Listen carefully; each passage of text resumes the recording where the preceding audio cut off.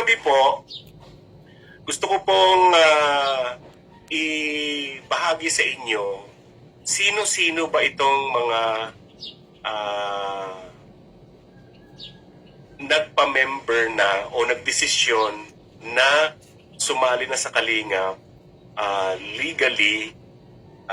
Yan, no? So legally. O ibig sabihin legitimately na dumaan po sila sa proseso, nagpaalam po sila, nag-apply po sila. Yan.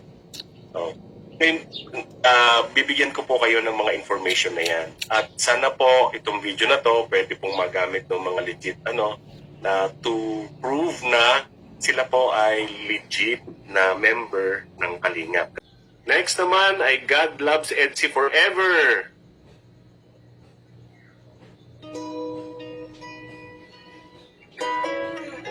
Ayan.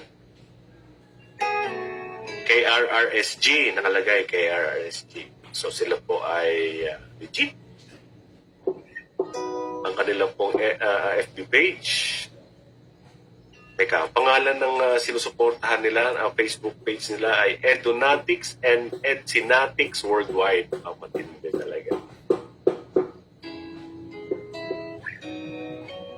Ayan, oo nga naman, dami nila. Pero ito, ang ganda ng nila, almost lahat ng buong Kalingap nandito. No? Edunatics and Edsinatics Worldwide. Ayan, sabi niya rito, ang page na ito ay miyembro ng Kalingap Rap Reactors Supporters Group. Ayan. Next.